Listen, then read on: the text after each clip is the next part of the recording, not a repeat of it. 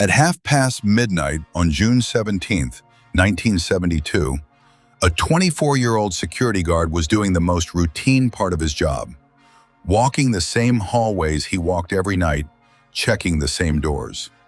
He found a piece of tape over a door latch in the parking garage. It wasn't much.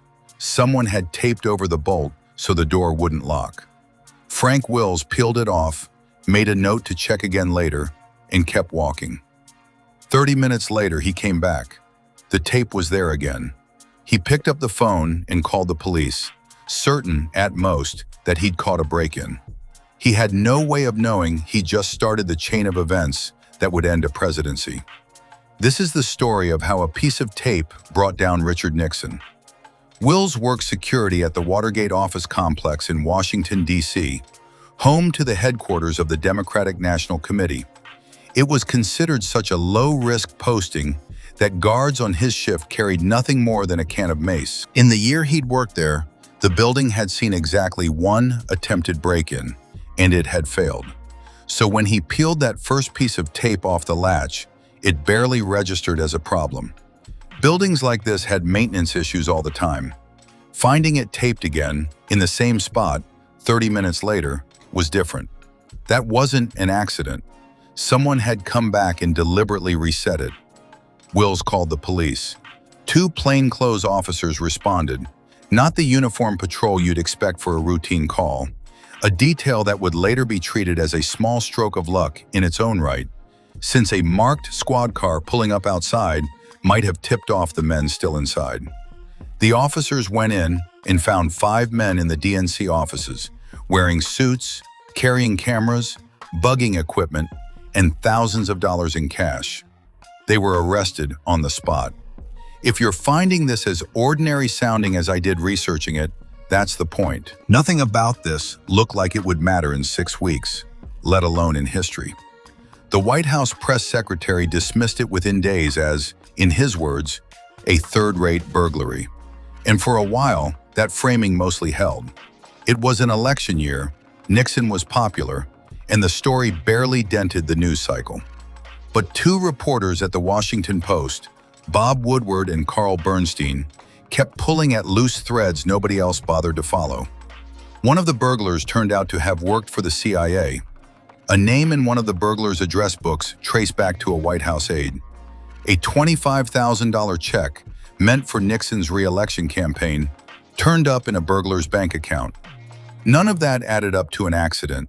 Now, if you're into stories where one small, unglamorous decision ends up being the loose thread that unravels something enormous, go ahead and hit that like button.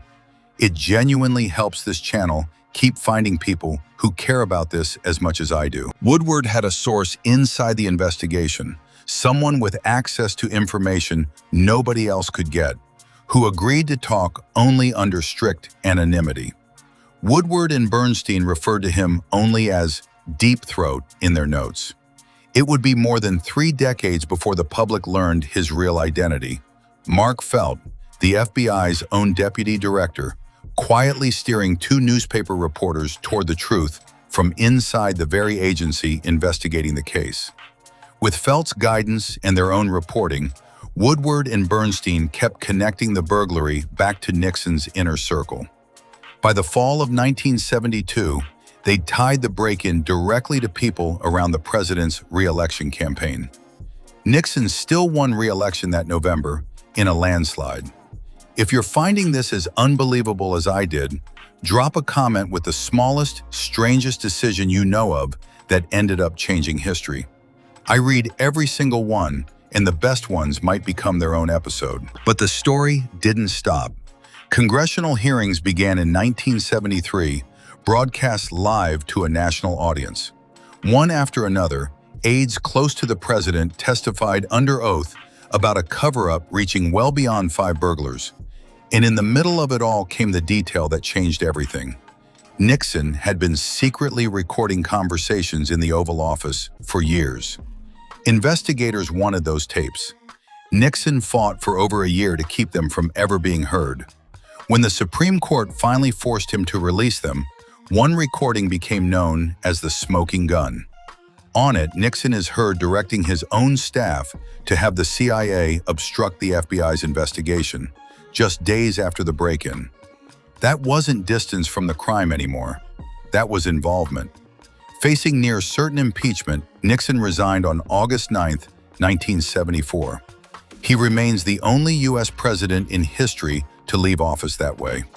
Frank Wills, the man who made the actual call, never got much out of any of it. He testified at the burglars' trial, appeared briefly in the film made about the scandal, and largely went unrecognized by the country whose government he'd unknowingly helped upend. He struggled financially for the rest of his life and died in relative obscurity in 2000. He didn't uncover a conspiracy. He didn't know who those 5 men worked for, or what they were after, or that a piece of tape on a door would eventually reach the Oval Office. He noticed something that didn't belong, and he made a phone call instead of walking past it a second time. That's really the whole story. Not a mastermind, not a whistleblower with a grand plan, a guard on a routine shift, doing the one small part of his job that mattered most, at exactly the moment it mattered most. If this is the kind of history you want more of, hit like, hit subscribe. It helps more than you'd think.